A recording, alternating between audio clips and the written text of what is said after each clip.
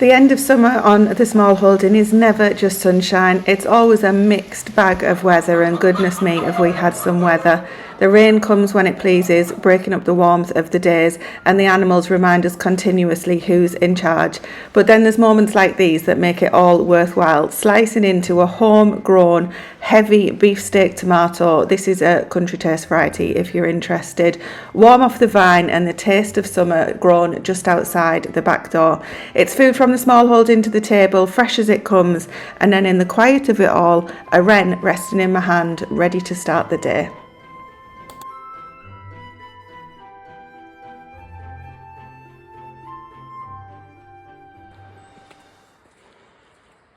Well, good morning. This little thing is coming with us to do the barn chores. It's just knocked itself out in our little boot room.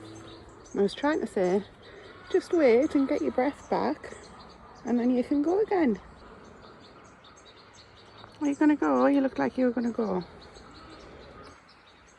You don't have to. You can stay with me for a bit. I won't hurt you. Feeling better? Goodbye. Thinks a little wren. Okay? Best not stay there because the dogs will eat you. Do you want me to move you somewhere higher? No? Okay. See you later. I can't tell you how many videos I've got of this cheeky little chicken every morning stealing Dexter's food. Well, I've just got home from work. It's Monday afternoon. I was just about to sit down and then I got a phone call. Grace has had a phone call to go rescue a goat, so she went and got it and brought it home. We've had it out on all the social medias to try and get it rehoused, or the owner to come forward. So she put it in this stable to keep it, to house it for the day, and it's just jumped over the bloody door. So I've got to make a design to try and keep this blooming goat in for the night, because I can't let it out. It'll be in all Tracy's veg plot, and it'll be in the flowers, and it'll be everywhere. So, can you imagine in the flowers before the flower show?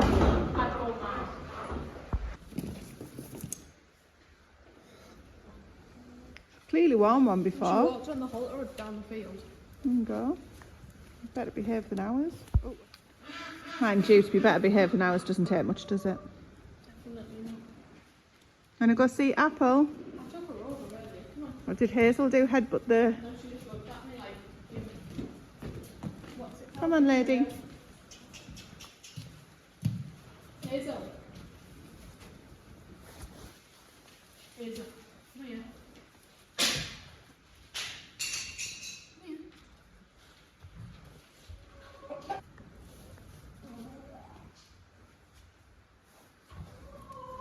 Oh, Hazel, be nice.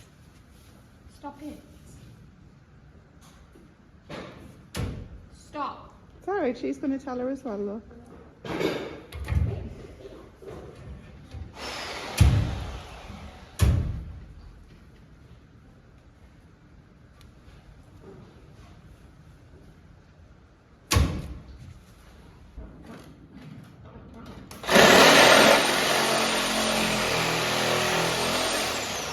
cut that end off and move it over. Probably. It stays literally for 24 hours. It doesn't need to be. We'll probably end up with it forever. She's sharpening them.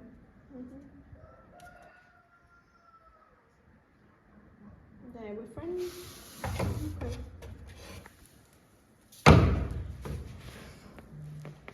Hi, Apple. You alright?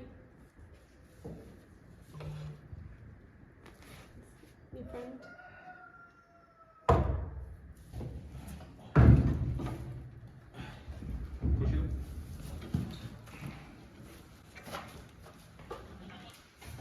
Don't you think about it, miss.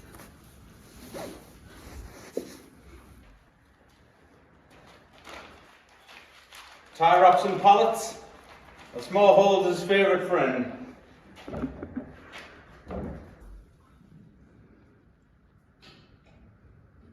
Are you planning your next escape?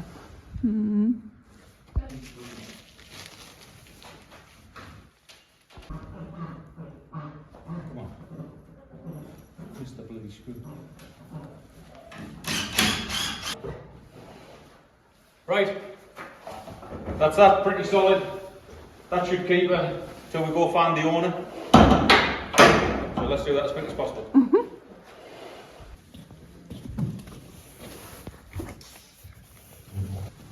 Just a minute, it's safer for you to fly in.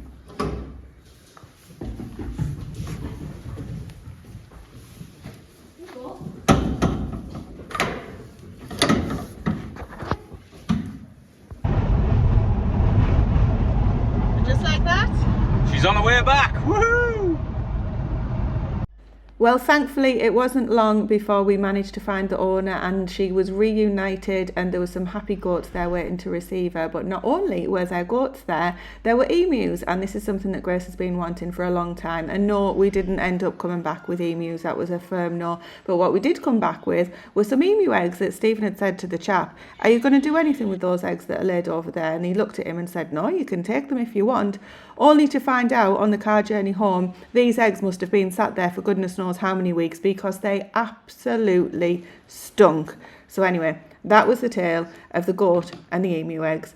And then I wanted to catch up as well and show you one of the things that Grace has been getting up to. She has attended her very first country show, where she did all of her own cut flowers. All of these here she has grown in the garden herself, and she spent so long on the morning of the show getting them all cut and all prepared to sell. And every bit of money here that she was making went to a charity that they've got at the vets, which is raising money basically to pay for when stray animals come in. She did amazing.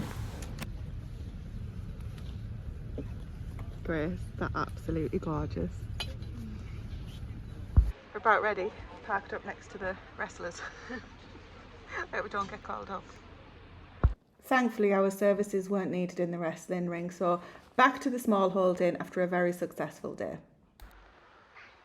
I thought it was going to be quite chilly today, just heard the gate close, but it's not. It's absolutely boiling. I'm far too warm in this rather shockingly pink jumper. It's going to be lovely apparently. I've just looked at the forecast. We've got quite a few things that we're going to get done. Yesterday we spent all day at the show that I got a little bit of footage of. Grace did her cut flowers and put a stall out, and there was some absolutely lovely people there, and we also were raising money for her veterinary practices stray fund, which we were trying to explain to people at the show yesterday. It's basically just a donation pot for the company to use, so that if ever the stray is taken in and they need some, something doing to them, or even just feeding, then they basically use this pot of money, because there's obviously nobody else there to pay for them. And when Maggie, our little terrier that you guys have seen, went in, the pot was very empty, so it wasn't going to be a good outcome for Maggie at the end. And that's where Grace got heavily involved in trying to raise as much money as she could for this pot. Anyway, so she did yesterday, and she had a fantastic time. There were some lovely people interested in Maggie's story. We raised awareness, and she sold some of her cut flowers. There was one lady that just came and she was like, I'll take 5. And Grace's eyes, I was like, Grace, 5? And she went, yes. And she was just so pleased. So it was a lovely day, but it took up literally all of our day. Goodness me, I was dog tired when we got home last night. So it's Sunday today, and we've got quite a few things to get done, as I say, but we're not going to be doing anything like crazy at pace. We're just going to try and catch up with ourselves, because back to the grind tomorrow. Dexter's had his breakfast. He's getting extra hay, as is the pony. Tell you more about the pony later on, because we obviously moved him on one of the previous videos. Right, and a little trailer update. Just started going with a bit of the woodwork today. So these are the gates for the back of the trailer, for when you open it to go down the sides. So as you can see, this is one, and it's all a bit wobbly. Well, they were both like that. So I've just made a start on this one. I've just took the metal work off, because I'm going to sand them all down. I've just tightened the bolts. I've changed a couple, so now it's all structurally sound, and but it still moves, so you can adjust it and put it back in. So I'll just get the sand in it, see what they look like when they're finished. Well, sadly it's that time of the year where we're starting to get to some really nasty weather. We've got some bad storms coming in. Well, bad for us here in the northeast of England. So we're battening down the hatches and just putting things away so that they can stay as safe and as secure as possible. We're still going to be using the outside area, but just won't be out there for as long as what we use it during the spring and the summer months. Just like that, we're locked up for winter.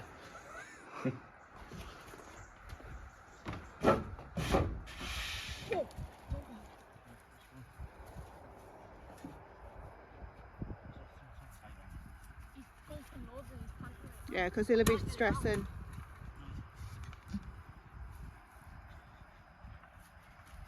Watch that don't go in his eye, Grace, that one. It's on. Ah, you've dropped that on my toe. Sorry. Okay? Yeah, that's stupid, wasn't it? Right, my slippers are somewhere in the field. You've just dropped that.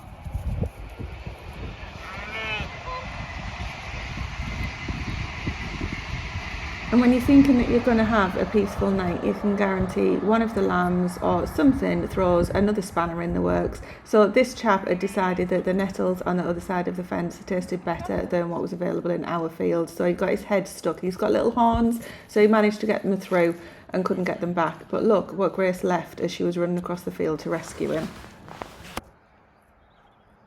need to find my slippers. Here, Where's my other one? Over there. one, I didn't two. expect to be.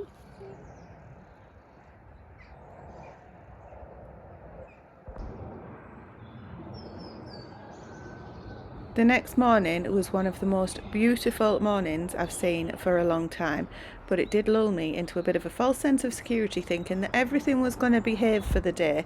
But later on, when I went round to feed all of the animals, this is what I ended up seeing. Oh, can you spot the problem? Dexter's on the wrong side of the fence. I've just called Stephen to come and give me a hand. We've got a few minutes while he's eating that, and then he'll start on his hay, but the fence isn't down. So I'm not sure what's happened, but I don't want to do it on my own, because if I try and get him back, he's going to end up taking off down here. This isn't suitable for him to be putting his weight on. He could hurt himself. So we're going to get him back over the fence that way, hopefully, and figure out what's happened. Mr. Dexter. Good lad.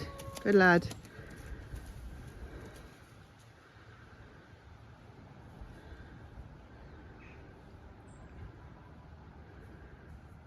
Yeah.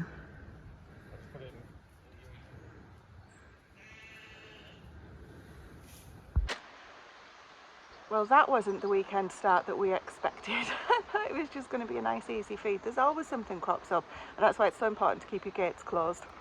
Anyway, so we're going to take you over a little bit later in the video and show you what we've decided about the animals, not as a result of what Dexter's done this morning, just having a kind of a change around as the season turns, etc, etc. But for now, Stephen is working over in the barn. He's continuing with the winter project that he showed you on a previous video there. I'll walk over in just a second and show you what that looks like for him today and for the weekend. I'm in the garden. There's a lot to be getting on with still in the garden. I'm going to get some of the winter things in that we've talked about previously, get some things harvested so that we can have them to eat. After all, that's the whole point, and just see how things are going in general. But I'm going to get started first by having a good tidy out in the shed, because although I came in here during my time off and got a lot of the gardening efforts done, the shed wasn't touched. And trust me, it's like a Monica cupboard, if anybody knows that Friends link from a long time ago. Anyway, I'm going to get on with that first, but as soon as I've done this, I'll take you over and show you what Stephen's getting on with. Now tell me, is it just us that ends up with a shed like this? Actually, in all fairness, these were stacked. They've fell out since I last opened this door, but things have literally just been stacked. We've got the onions that still need sorting, and people have just opened the shed and put stuff in, me included. That's the BT for the cabbages and for the brassicas and things to keep the caterpillars down. But yeah, it's looking like it needs a good tidy out. So please tell me I'm not alone in this. I'm making progress. I just wanted to show you that we seem to have the outside growing inside. If anyone hasn't seen this before, this is the shed that Stephen actually built a good few years ago now. I think he built it, it was either for my birthday or for Christmas, which are actually both in the same month, so it sometimes becomes irrelevant. And it's been absolutely fantastic. It has stood the test of time better than any shed that we've ever bought previously. This what I'm going to show you now is not a testament to how he's built it at all. It's just, it proves that nature will find a way no matter what you do. So as I say, just trying to make a space that I can actually work in, because I want to be coming in here and getting some things done. All of my fleece are in this box. And look, this flipping ivy has literally started off as the tiniest little thing and has come in through, can you see that? I don't know if it comes up on the camera, but can you see? Literally through the smallest gap ever. So I'm just going to snap that off and get that composted. But just proving nature will find a way. Whatever the smallest hole may be, it will find a way. So I need to stay on top of things like this, I guess, so that it doesn't affect the integrity of the shed.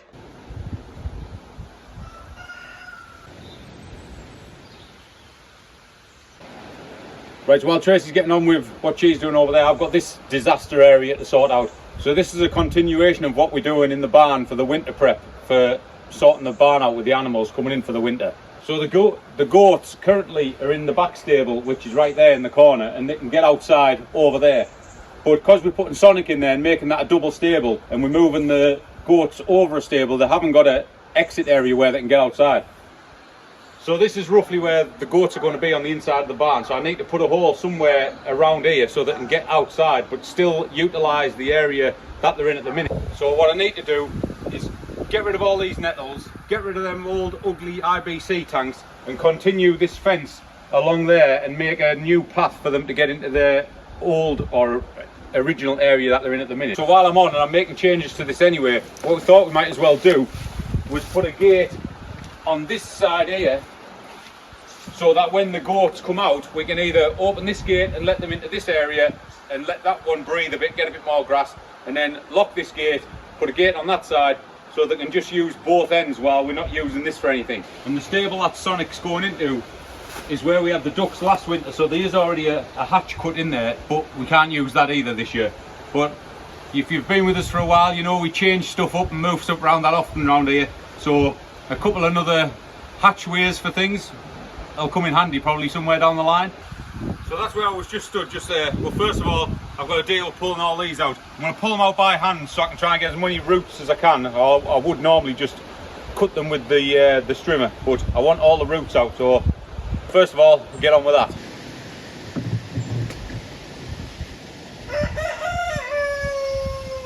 Clearly bored by the situation. So there's the before shot. You know, Stephen likes to see progress, so there's your before shot, Stephen. Just to say as well, some people have been asking very kindly about Stephen's shoulder, so a little health update for you there in case you're worrying about him doing this. He has finally had a steroid injection into his shoulder, which he did think initially hadn't helped, so it was a bit like a bear with a sore head to deal with, but but since then it's really improved. It's by no means better, but it's really improved, so he's much happier, aren't you, dear? Yes, on top of the world. This is going to do it a world of good. This was your decision, not mine.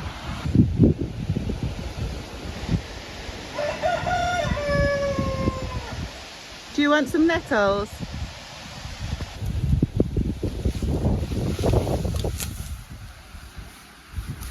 Get your lifts.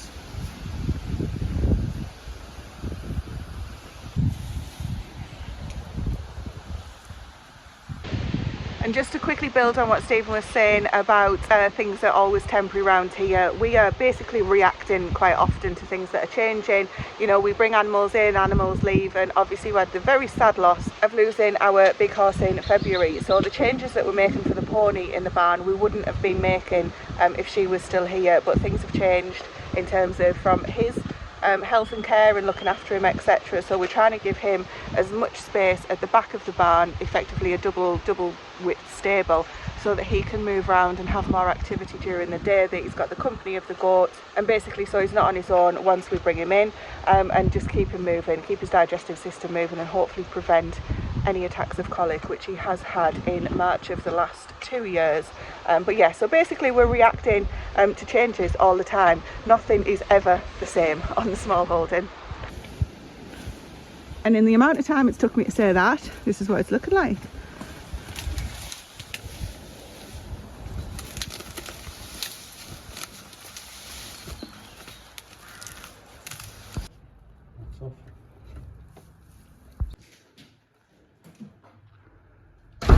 Oh, hang on, was the freezers off? Yeah, there will have been if that's been off.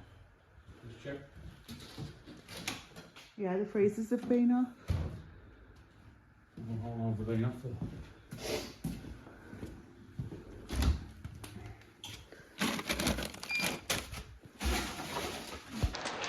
Lucky we found that. It's I went to do the shed, something in the shed with the electric, and it wasn't working, so I assumed that it was just the shed. went and got the man who knows what he's talking about, and he went and checked the barn. All of that was off, and said, oh heck, is the electricity off in the house? It wasn't off in the house, it was just off from like the garage and the outside area, but that powers the freezers. So from looking at the last sort of camera footage that we've got, which obviously uses electricity, that was 10 o'clock last night. So it's 10 o'clock-ish this morning now. So the electricity has been off to outside, well, which includes everything outside, for about 12 hours. The freezers have been off before, and we had a 16-hour power cut once, and they weren't touched at all, so we were absolutely fine for that. Given that I think that it's the size of the freezers as well, as long as you don't open them, they're okay. So of course Stephen's just opened them to check, but it's back on now. So fingers crossed. Really, what I should start doing is going in morning and night and double checking that the freezer lights are on, because you don't always notice, obviously, when outside electricity is not on. I'm glad we caught that. Right, back to what I was doing. Coffee break, and Stephen's just said to me, look, white chicken's on the nest, can you see? She sat on the old nest boxes. This is the shed that we use, that we had different sides. One side was for, what was the left hand side for? This side? Yeah. The big row down the right. And the right was for the chicks, wasn't it? Yep. We did try. We do try, but yeah, we split it in two, so that this door obviously goes out into here where the ducks have just been in, and then this other door, as Stephen says, must have been something else. Right, just quick update while waiting for that IBC tank. You've already got one empty, it's just shoved over there out the way. Finally uncovered the path, so I thought while I was on, I'd clear the path out, these are our septic tanks down here. This is like a viewing hole, and that's the main septic tank there. So I thought while I was on, I'd uncover them, because we are going to need them emptying before the real winter sets in, so I might as well get them uncovered. All the crap's still to move, but we'll just wait for this to empty and then continue building the fence and then crack on inside, hopefully. So just while we come around here and we're taking up this old platform for where the ducks used to come out, you can see we always have a problem with rats around here. Doesn't matter how good the housekeeping is, that you do, but you won't have rats if you've got food and you've got chickens, you've got animals kicking around. Plus this time of year when everything's been cut in the fields, they all start moving indoors. So while we're on, just uncovered these big holes here, so we'll see, just fill it in, I don't know yet, but no doubt we'll uncover even more when we get over there.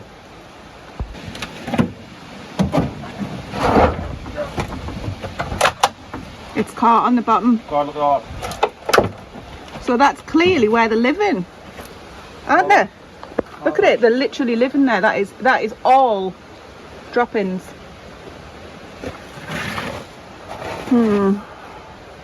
But if we move this, they're just going to move somewhere else, to be fair. And you can see there where they've chewed away the membrane at the bottom of the barn. And so in all seriousness, you know, I'm being serious when I say if we just move them from where they are there, then they will just literally move somewhere else. You will never not have them. I know there's videos out there saying about how to get rid of rats, etc, etc, but somewhere like this, even if you take the chickens feeding on a night and put it back out on a morning, there's always other things kicking about that they're interested in. At the moment, it's the blooming beetroot in the vegetable garden. So we won't use poison, as you guys have heard us say before if you've been here for a while, for many reasons, but yeah, we will not use poison. So that's where we have to go to alternative other methods. Stephen stays on top of them with an air rifle sometimes, but the truth is you're only scratching the surface, and this area around here is the absolutely perfect place for them to hide underneath everything. well, we've had a good clearing out, and as you can see by the look of Rodney, he's been out, he's done his job. Even though he's getting old, he can still manage to do his job, so he'll get a treat tonight for his tea. Go on, son. There you go then, go and have another look. You talking about you or the dog? Both, hopefully. Right, we've managed to get all the nettles out, get all the IBC tanks moved, moved the guttering round to the corner where it used to be, got a new fence put in, a pallet fence of course, and created this pathway for the goats. As you can see, they're investigating it now, but they can't get out. At the minute I've just blocked up that end so that they can't get into this area here because it's not ready for them yet.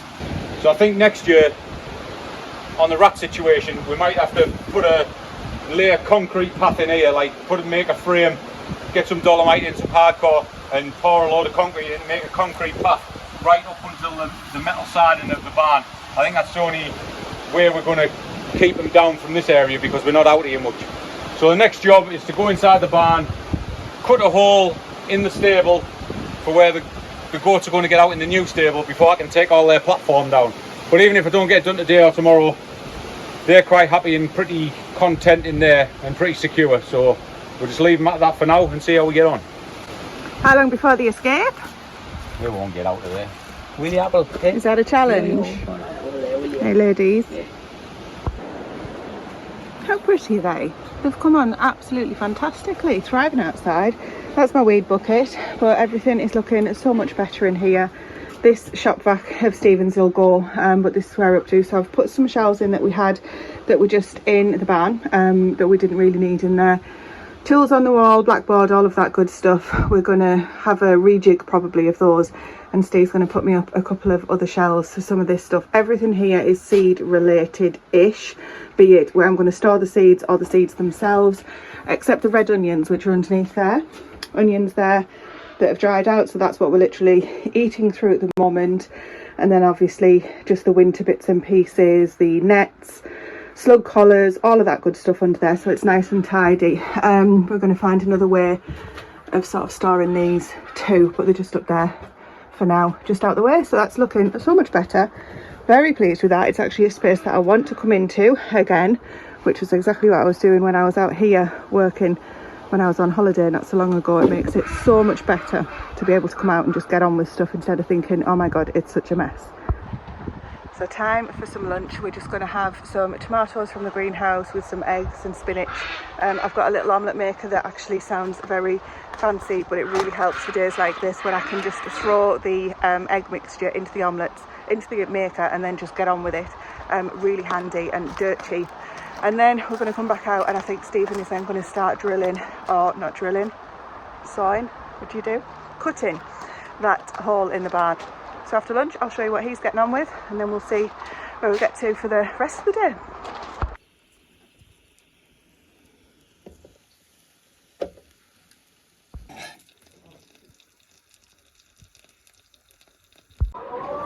Right, so we've just had dinner, finished off with the outside, so now we're going to start on the inside to cut the hole in the barn for where the goats are going to get out. So I said on a different video, the platform that I'm putting in is going to go to here, and the bit on the outside where the fence ends, it's about there. So I don't really want to be cutting where the metal cladding joins there, so I'm going to have to come over to here. So this is, I've measured that door, this is the same size, so I'm going to cut that out, and then I'll have to do it a bit different over there because this is like a double skin with this being on.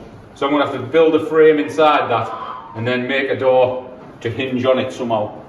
So we'll get to that. I don't want to cut a hole in the barn. You said this last time. You do know you're actually trying to convince yourself here, aren't you, rather than us? Well, let's just get to it. Stop procrastinating. One of my favourite hobbies. What, procrastinating?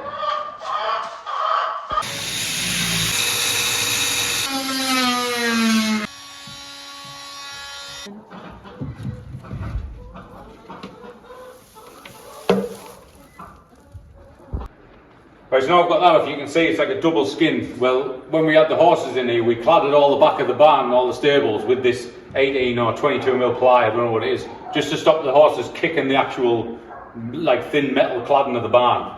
But it did create a problem with the rat run that goes all the way from one end of the barn to the other, so we can't really do anything about that. But all I need to do is, this was actually holding this in to give it a bit more structure, but I'll build a frame and inside it around it, and that'll solid that up, and then I'll just cut the outside out and we should be done.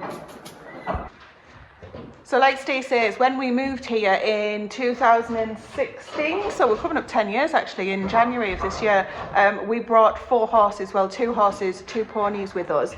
We're obviously down to the 1 pony now through different various reasons over the years. And when we moved in, we set the 4 stables up, which you can see moving down there, and the backboards with the kickboards essentially for when they were, you know, doing what horses do.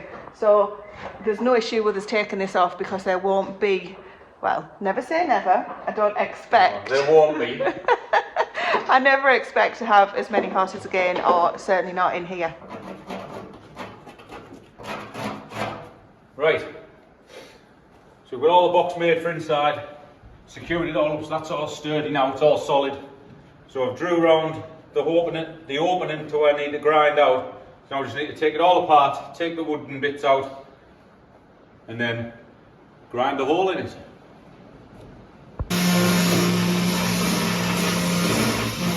Right, we've got the hole out. It's a bit rough, but I'll go outside and work on the outside and tidy it up from the outside because it's a bit tight to get in here. Just tidy the bottom out, a couple of sharp edges there, and then get these boards back in, see what it looks like.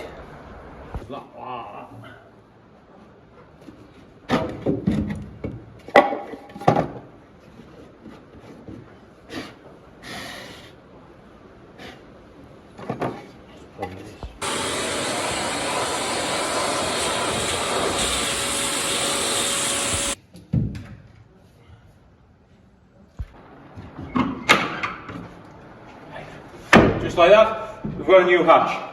We always keep the old kitchen doors, they always come in handy for something, so that'll keep them nice and safe tonight. Now we've just got to shift the platform and get them over here. This is where we got to last night. We've got all the door finished, got a little latch on there for when it's open to keep it open, got all the outside tidied up and all that screwed in, so that's all finished. So today's task is to move all the platform and the stairs and everything into this stable and get the goats finally moved. Only that back wall now.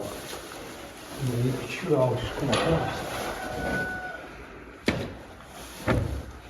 They're just in there, so I think I can screw it down. We're now watching the silverback in his natural habitat.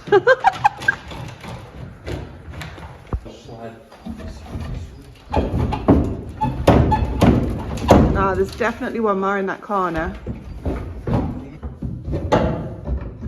This is rather precarious here. See, you're going to knock yourself off, it's bouncing off. It's hanging on by... That one should come off now. It's hanging on by a thread. Honestly. There we go. Come on. Come on. We're out. Whew, breathe. Right. I think what I'm going to do. Right, we've just carried that. We flipped it over so the legs were in the air and just carried it over from where it was over there, flipped it over there, legs in the air, came over the top of here, and it actually fit in this stable door, which was really good. And then we've just flipped it back over. I did video it, but unfortunately it videoed the ceiling instead of us. So this is where we're up to.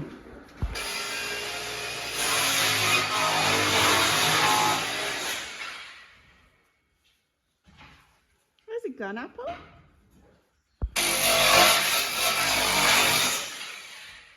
Nice. Cheers, chicken. Put some of those settings.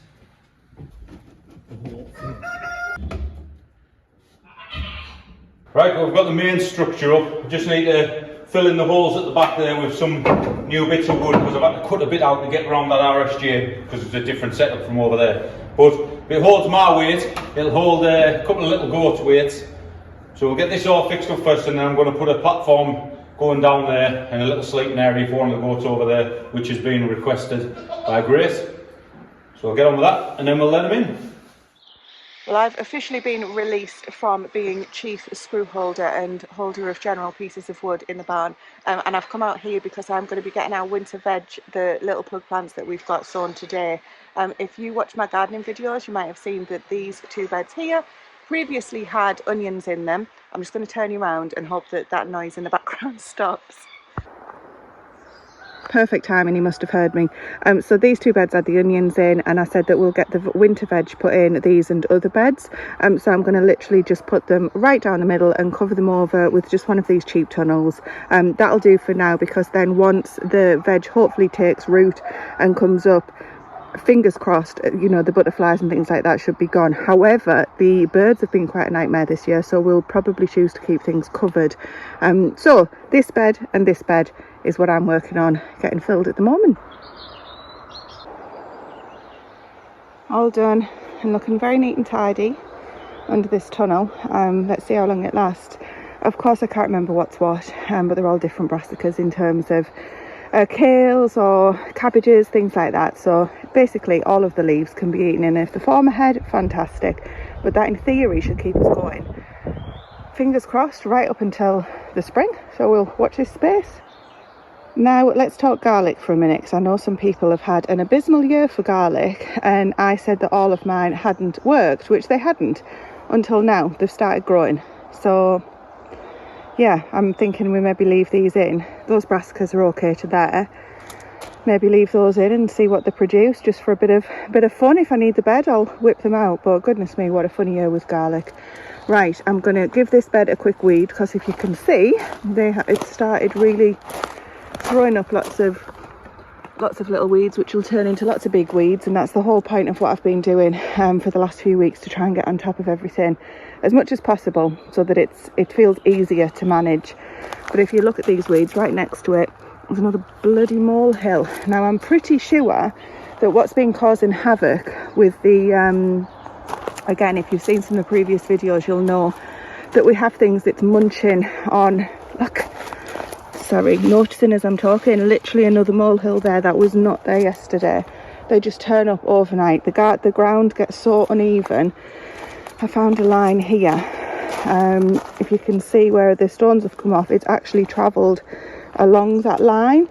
Can't see anything else in that bed at the moment, but yeah, so when I put my foot on the ground, it's totally sinks in. Anyway, what I was trying to say, in the sentence that I didn't finish, is we've got a problem with vegetables getting munched in the garden. We know for a fact it's not rabbits. Well, I say that, hang on. I say for a fact. I haven't seen what's doing it, so I can't say I know for a fact. But we have never seen a rabbit in this garden. Touch wood, spin round, touch toes and all of that stuff. So fingers crossed we're not going to. I'm also just looking at the bed and noticing even molehill from yesterday. So I'm basically blaming the moles for the problems that we've got. I noticed my dad came round and I was showing him some of the beetroot, and one of the beetroot I'm just going to look at now had been nibbled freshly yesterday. And I have also noticed this morning something else that might give me a hint as to what it is. So it's between two things. The moles eat fresh vegetables above and sort of on the ground surface, or do they just cause, you know, destruction of molehills? And something else which I'll show you next. This is the beetroot that I was showing my dad and said, look how proud I am of these beetroot, and only to find that, yeah, can you see, it's had it even more than yesterday. So like I said on a previous video, we're now at the case where we need to decide what to do in terms of, you know, you should be able to just leave them in the ground until you're ready for them in our climate, to some degree. But yeah, I don't want to be losing them like that. The other things that we've got, just before I go and show you what I was going to show you, the baked potato squash are coming on fantastically, and my worry is if I take the beetroot out, that the little critters are going to start on these squash. Now again, if you've been around, you'll know that these squash here are the, look at them, this is what Stephen and I rely on heavily for our main source of sort of vegetable starchy food. Say starchy, it's actually a much better choice if you want them to be more lower carb than potatoes, which sometimes that matters to us, but we really like them, so that's a real big benefit. The beetroot and things like that, they go into winter salads and, you know, coleslaws and things, and I really don't want to lose any, so need to make a decision on what to do there. But really it would be nice to be able to leave the carrots, the beetroot, you know, any of the winter veg in the ground without worrying that it's going to get eaten. I'm going along here and looking at the other things. These are the parsnips. The carrots, a lot of them have had, let me show you an example.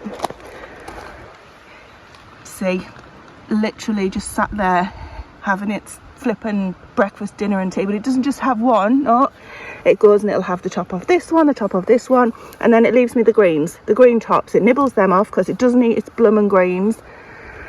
So yeah, I need to decide what to do, but my theory, if it's not the moles, I've got two new, see that one,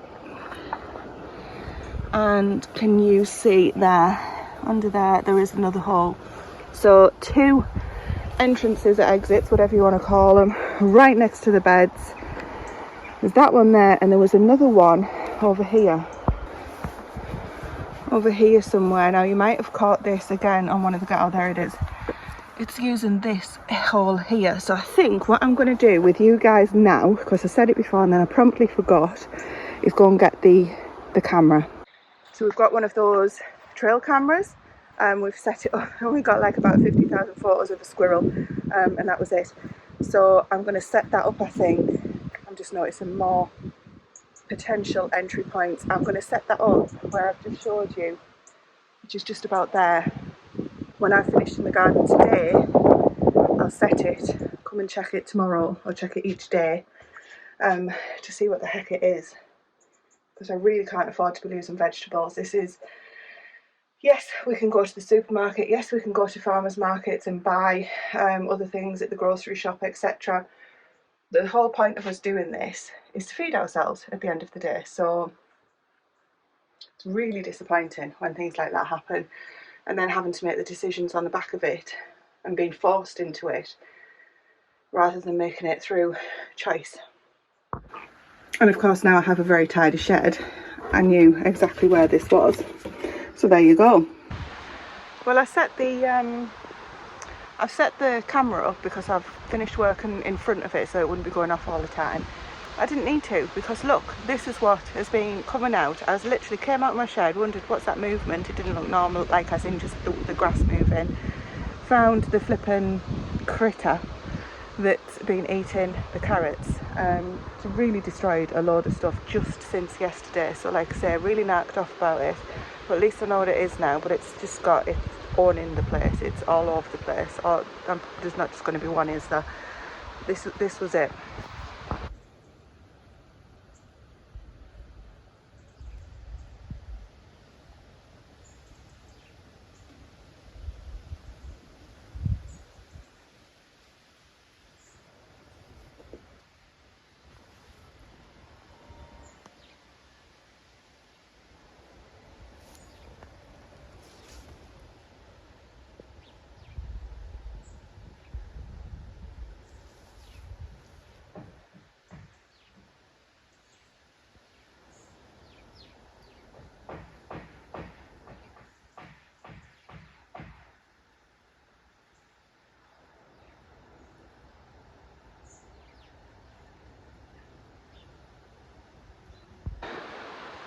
So at least we know what we're up against, but it's very much winning at the moment. It comes from under the ground. I mean, again, I'm assuming that that's what it is. It must be, rather than the mole. It's coming and eating the stuff under the ground, but looking at how that was just sort of tunneling along through the top layer of the grass, it's not going to have any issue doing that. And you can just see where ground's being disturbed, and there just seems to be just this year, especially in the paddock, at the bottom of the paddock I showed before in a previous video, there's so many holes on the ground. It's earlier than normal, and there just seems to be more, but they're not mice, they're definitely rats down there. Anyway, at least know what we're dealing with. I'll be sure to keep the shed closed so that it doesn't end up in here, and keep anything in the shed that needs to be rodent free. At the moment, touch wood, the shed is rodent free. They haven't tried to eat in or anything like that, which has happened before. It's just so bloody annoying. I'm laughing because I've just caught Stephen coming out of the barn dancing, and I said, did you know I was watching you? And he said, yeah, of course I did. Right, let's have a quick look at where we've got to in the garden. This is veg that will take us through the winter. Hopefully we can start using some this year. It's quite late in the year to be expecting much growth, to be fair, but if not, it will see us well into next spring. And I've also been getting cooking apples. Once I've done this, I'll have catch up with Stephen in the barn. We're due quite a lot of rain over the next few days, starting at about 4 p.m. today, so we're going to start bringing the pony inside, doing different bits and pieces. Anyway, I'm going to stop rambling, let's have a look. So in terms of food that is ready to harvest now, we've got cabbages in this bed. Some are doing better than others. This one's beautiful but smaller. They did get hammered by the caterpillars because they weren't covered, so anything that we get's a bonus. And then we've also put in more cabbages, or I've also, should I say, because I've been doing this while Steve's been working in the barn, which hopefully will come. We'll get some good leaves off them this year. If we don't, we should get something nice after Christmas. And then at the very end we've got Swiss chard, which I just threw a load in. You can see them in that tray there. And I just thought I'll take them out and I'm just going to plant them all around the garden, because if we don't eat them, then the chickens will be more than happy with them. I haven't put a net on those yet, obviously. There's a kale here that I've grown from seed. Well, it's all grown from seed. Kale here, red curly kale, just underneath the net. Give them a fighting chance. And if you caught a previous video where this kale, the black, is it Tuscan? I can never remember how you pronounce it. Anyway, this is looking fantastic. It's really come back. I haven't seen a white butterfly for a couple of days, but that does not mean that they're not still around. There's also food here to harvest now. This is absolutely solid. Copenhagen, that one I think is the variety. We could start eating these leeks. These are just musselburgh if we wanted to at the moment, but I'm going to leave them in the ground because they will become a staple as we get into the really cold weather. And then over here you can see what I ended up finishing with, the 2 nets that I told you about. So both of these have got different types of brassicas in. Again, it'll be green leaves through the winter. And then last thing, I know it's not a garden tour, but you know I can't resist. Look at this beauty. I don't even know what it is. Isn't that fantastic? I really can't remember sowing those, but clearly did. And then there's also the likes of this here, this acorn squash. It's looking really good.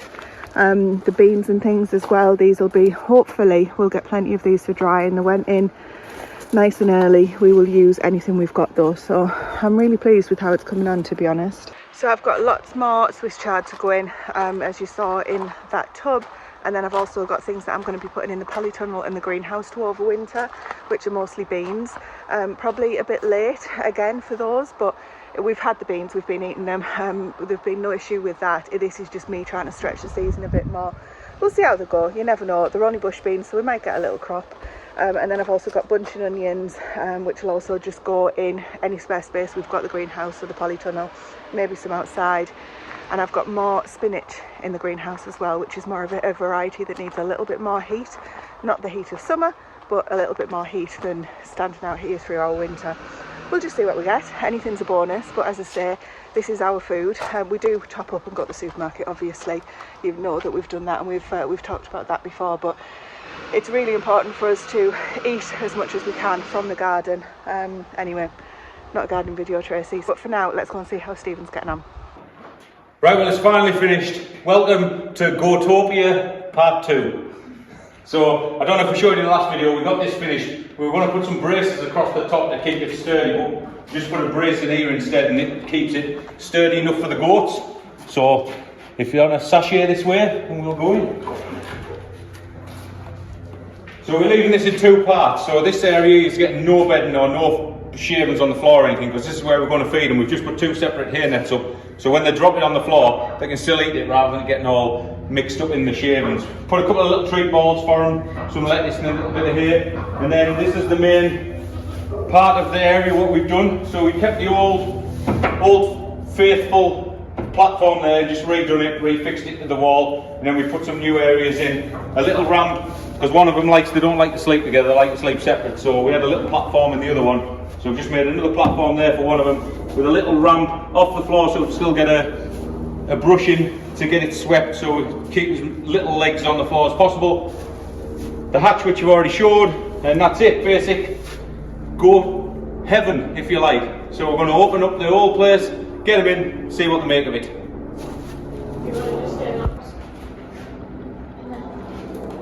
What? You cheeky. Just on straight to the food. You're going to run your platform? Well, Apple's making a beeline for outside. Oh, bye, Apple. You're not even really looking at you. Yeah.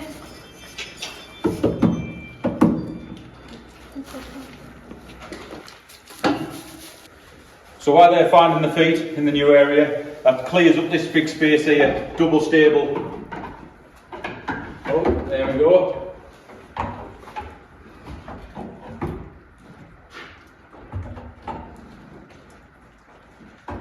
If that breaks and collapses, I'll be devastated. So will Apple.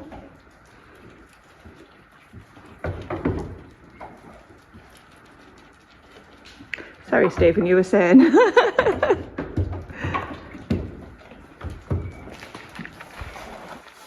Oh, she'll be there a little while now eating that.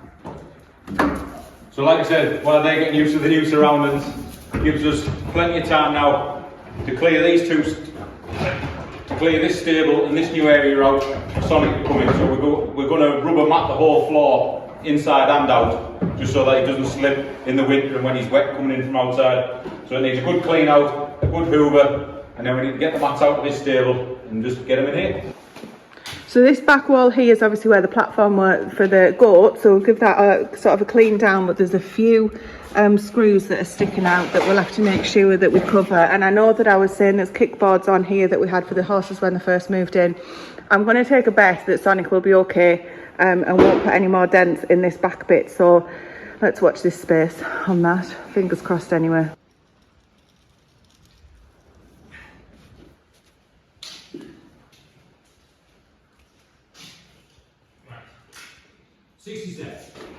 You don't appreciate how hard they are to cut, do you, until you've tried cutting them. I remember this when we moved in, getting covered in horse piss and everything. I didn't think I'd be doing this again. I've tried to cut them once and yeah. Shall we say failed miserably.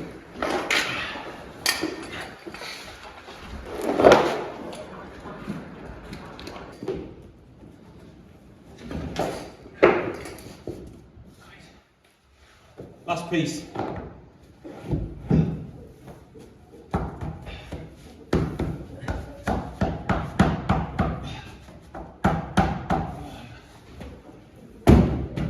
Look at that. Should have been a carpet fitter, shouldn't I? Hey, don't go too close up. That'll fill in with shavings. The winter project is complete. Can't even notice it, Stephen. Nah. Once she's been in here for a fortnight, you'll never tell.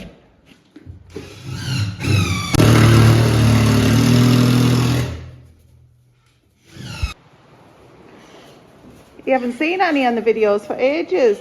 She is doing all right. She's getting on. She has got a bit of a limp on her front left leg, which we've had x-rayed and is showing to be something wrong with it, basically. So we're just waiting to see how the old girl fares. But at the moment, she's not on any pain relief because we tried her on it, and unfortunately, she had a reaction to it. So you might be able to see she's still got some of the signs where her hair's not grown back fully. So she's just supposed to be taking it easy. So this is her daily exercise, miss.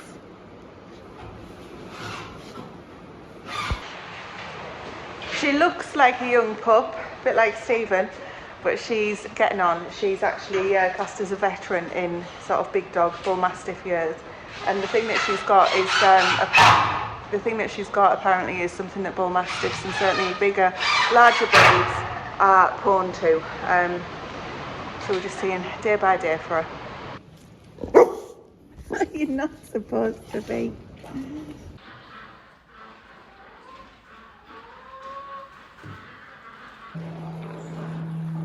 Later this evening we've got Miss Apple enjoying her hair off the floor. We've got Hazel licking the back wood for whatever reason. She finds that nice. And Sonic, who has just come in. It is wet. As you can see, the storm that was promised has started, and we left him out as long as possible because it's better for him to be out there in the fresh air, but now he's inside. First time he's been in. He's a little bit jumpy. He's obviously got the goats for company. We've put his feed there, which is not that interesting because, to be fair, it tastes like crap. It's not the nicest thing for him, but the best thing for him. He does normally eat it, so I've just left that because he will get back to it. But as you can see, tucking into his hair, so all is good. And we've got the camera on the back. You might be able to see in the distance there, just to keep an eye on him for the first few days. He will be straight back out in the field, though. This is literally an overnight thing. Back out tomorrow. Just starting to bring him in over a staggered approach for winter. And with that, we'll have to leave it there because we got called back to the field for yet another problem, which I'll tell you all about on the next video. But for now, this has been a really long catch up of lots of different bits and pieces that we've been getting up to whilst you haven't been seeing the weekend vlog. So we hope you've enjoyed this extended version, and we will see you very soon.